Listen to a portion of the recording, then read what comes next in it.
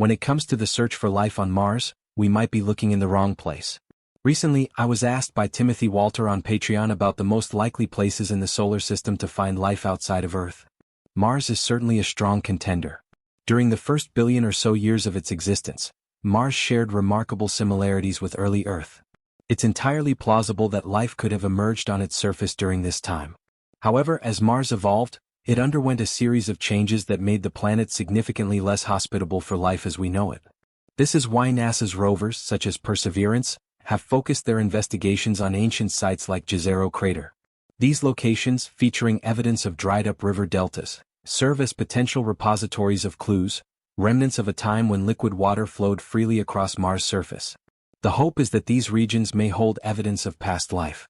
But as I delve deeper into this topic, I began to question whether we are focusing on the right locations. Could there be an alternative site, one even more likely to host life, perhaps even to this day? The answer, I believe, lies beneath the Martian surface. I'm Alex Mogan, and you're watching Digital Discoveries, the series where we answer questions from our community on Patreon and explore the science behind them. Today we'll journey into the most promising places on Mars where life might exist, past or present. This will take us deep below the planet's surface, where a deep biosphere might be thriving. By the end of this exploration, we'll attempt to answer one critical question. Where is the most likely place to find life on Mars? Life's beginnings, a universal framework. To understand where life might exist on Mars, we must start at the beginning. What conditions are necessary for life to form, and how does Mars measure up? Life on Earth provides the template. While we don't yet fully understand the precise mechanisms that led to the emergence of life here, there are certain requirements scientists broadly agree on. The three foundational ingredients for life are liquid water, energy sources, and raw materials. Every form of life we know depends on water as a medium for chemical reactions. Energy sources can include sunlight, geothermal heat, or chemical gradients, all of which drive metabolic processes. Raw materials like complex organic molecules, minerals, and elements such as carbon, nitrogen, and phosphorus are all necessary for constructing the building blocks of life. On Earth, the earliest signs of life appeared remarkably quickly, within 1 billion years after the planet's formation. These first organisms likely arose in environments like deep-sea hydrothermal vents or volcanic hot springs, both settings that provide abundant heat and a mix of minerals, facilitating the chemistry necessary for life.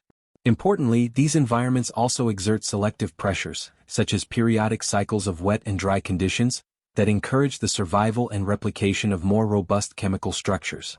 Mars, in its earliest days, seems to have had all three ingredients in abundance. Scientists believe that during its first billion years, Mars boasted a thick atmosphere capable of supporting liquid water on its surface. This atmosphere was reinforced by a magnetic field, shielding the planet from harmful solar radiation. Geological activity, including volcanism, provided the energy and raw materials needed to create complex chemistry. Vast oceans and river systems likely covered significant portions of the planet. In essence, Mars was, during this period, Earth-like in ways that make the emergence of life entirely plausible. The decline of Mars. Unfortunately, Mars' hospitable conditions didn't last. Around 1 to 2 billion years after its formation, the processes that powered its magnetic field ceased. Without the protection of this field, solar wind stripped away much of the Martian atmosphere. As a result, the planet cooled, its water evaporated or froze, and its surface became an inhospitable desert, exposed to intense radiation. The only remaining water today exists locked in polar caps or as trace amounts of brine within the soil. NASA's exploration strategy assumes that, if life did exist on Mars, it must have emerged during this earlier, more favorable period. This is why Perseverance is tasked with analyzing ancient sediments in places like Jezero Crater. These sediments could contain fossilized microbial life preserved from when the crater was a lake. Even more intriguingly, some studies suggest that certain microbes on Earth are capable of surviving extreme conditions, including desiccation, radiation, and freezing for millions of years. It's conceivable then that similar microbial life could be dormant in Mars' ancient lake beds, waiting to be discovered. Going deeper, the case for a subsurface biosphere. While ancient lake beds like Jezero are promising, they might not be the best place to search for extant life. For that, we need to look beneath the surface.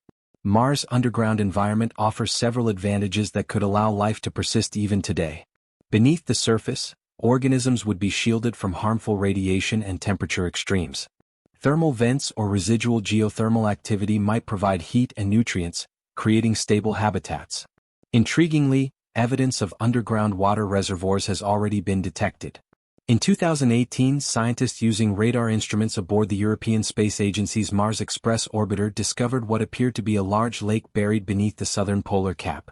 Subsequent studies identified additional potential reservoirs, though their exact nature remains a subject of debate. These underground lakes are reminiscent of Lake Vostok, an isolated subglacial lake in Antarctica sealed beneath 4 kilometers of ice. Despite being cut off from sunlight and external nutrients for millions of years, Lake Vostok hosts a surprising diversity of microbial life. Could similar ecosystems exist beneath Mars' ice caps? The answer hinges on whether these reservoirs are truly liquid and whether they contain the right chemical conditions to support life. Some researchers caution that the high salt content required to keep water liquid at such low temperatures on Mars might make these lakes inhospitable.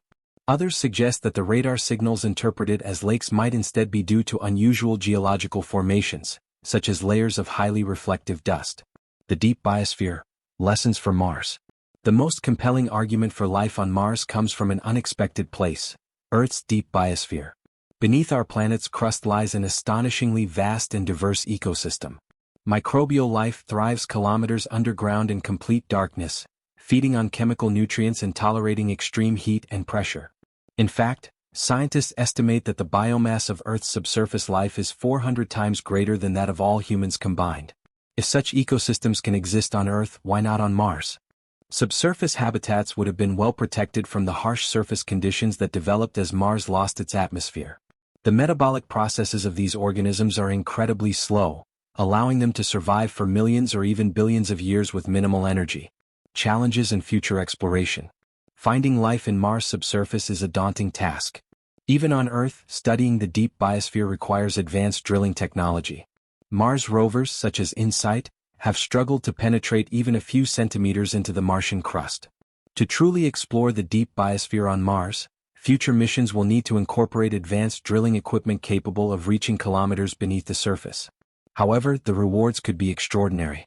If life exists on Mars, its discovery would reshape our understanding of biology, planetary science, and the potential for life elsewhere in the universe. Even if life is not found, the search will yield invaluable insights into Mars' geology, climate, and history. In conclusion, while surface sites like Jezero Crater are logical starting points for the search for life on Mars, the subsurface holds the greatest promise for finding extant organisms. Whether in underground lakes or deep geothermal vents, Mars might still harbor a thriving ecosystem hidden just beneath its dusty exterior. To truly uncover the secrets of the Red Planet, we will need to dig deeper, both literally and scientifically. What do you think? Where would you search for life on Mars? Let us know in the comments or on Patreon, where your questions help shape future episodes of Digital Discoveries.